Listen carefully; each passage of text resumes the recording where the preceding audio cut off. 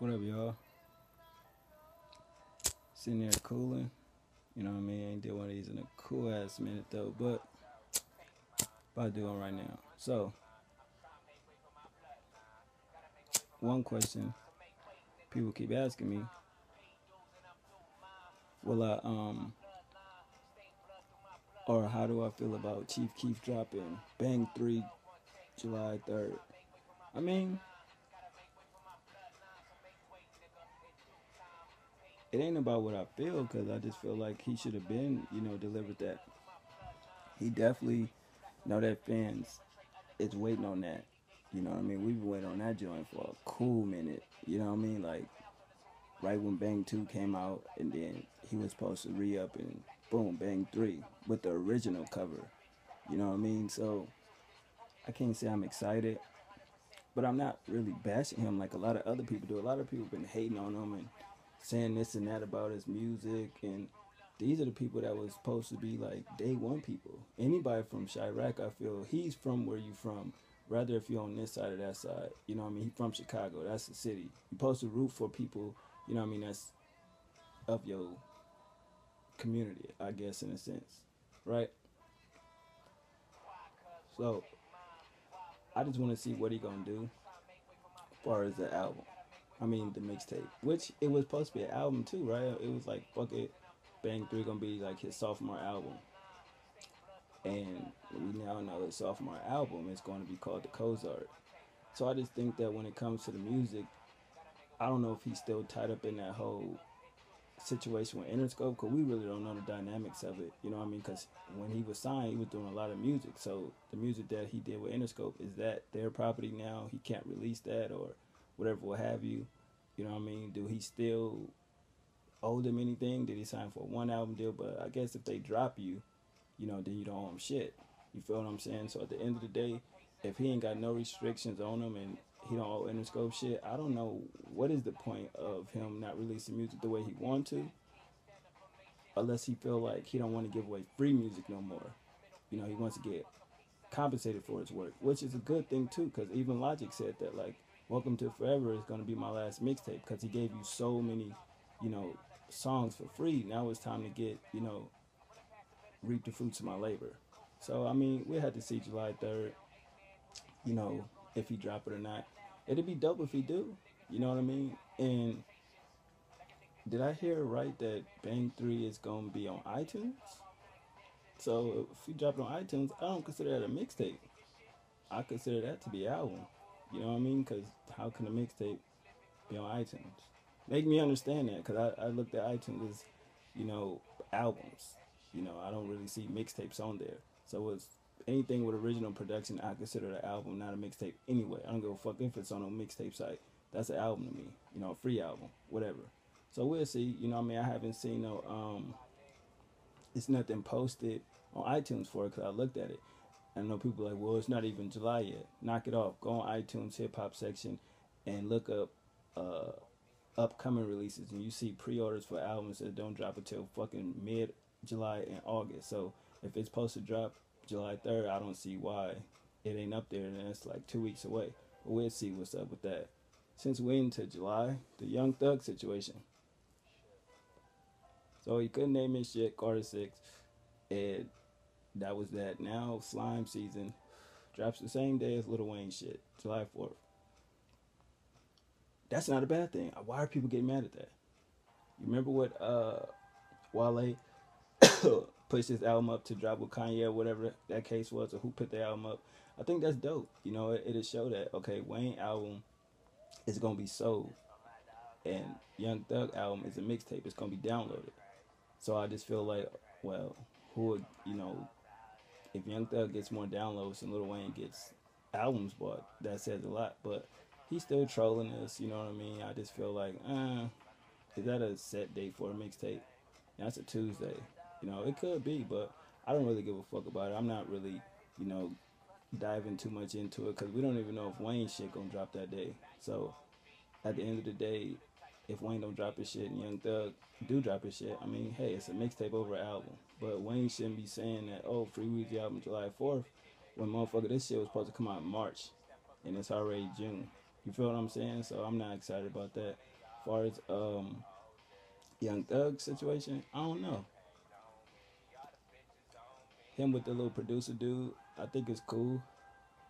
The little clip that they got on Instagram playing with the visual of it, the album cover, mixtape cover, that song seemed kind of dope, and it seemed like it's dissing Wayne too, if you listen closely. But that's me. I could be reaching, but yeah, I doubt it. So that's just my thoughts on that. Fucking Diddy ass went to jail on a college campus. My nigga, you was 45 years old fighting. So whatever that, if he was right or wrong, I expect a lawsuit to come after that. So whatever. Now Meek Mill album finally dropping a year late on the 29th. iTunes got the clean version up there.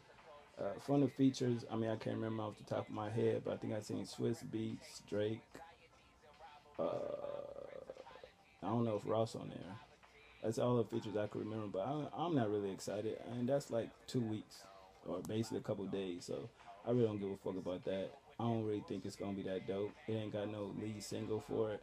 So at the end of the day, who cares?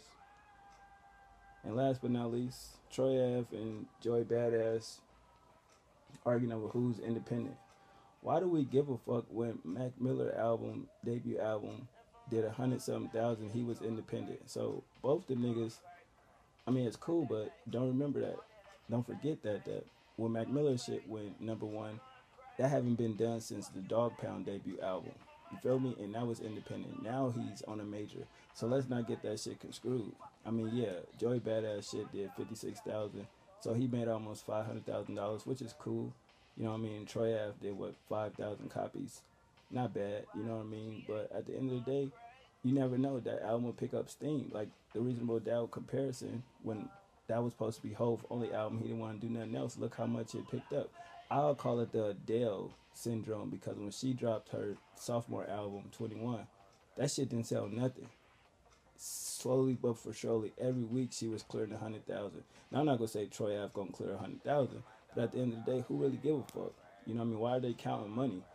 I hate the number game, because people will look at an album for the numbers instead of the content. Troy Ave got a good album. It's not doper than New York City, but it's still a good album. You know what I mean? But people looking at the numbers, basing the album off numbers, like, oh, it's whack because it did 5,000. Okay, J. Cole last album, it did platinum. Finally went platinum. But who cares? And people still say the same shit about him. Like, he's a boring rapper. It's not an album you can play back to back to back. You know what I mean? But he went platinum. So what does that mean? The fucking numbers don't mean shit. You know what I mean? You could sell 5 million copies and the album could be boring. It's just popular demand, basically. You feel what I mean? So I don't really give a shit. And I don't want to hear nobody say, well, Joey Badass is a better artist than Troy Ave. They're two different artists. You feel me? Joey Badass is like that 90s type, lyrical type artist, and Troy Ave is like the more street rappers. And that's confusing to me, because people always say there's not enough street artists in the industry, but then when you got artists that's in that lane and that's damn near authentic with it, you niggas sit there and bash him. Call him Troy average and everything like that. I mean, I'm not sticking up for the nigga, but I'm saying, can you do what he do better? If you can't do what he do better, shut the fuck up. You feel me? It's like, look at Troy Ave album. What's the wackest song on there? It hardly ain't none. People was, even when Joy Badass came out, people, I don't like it. 1999 was doper. Like, everybody bashed it. I mean, I get it. It wasn't as ill, but it wasn't whack. You know what I mean? Joy Badass shit wasn't whack. But at the same time, it's like, man, who give a fuck about being independent or whatever? The point of being an artist is to, if you want to be that type of artist, to be on the main stage, which is getting a deal and everything like that. So who cares?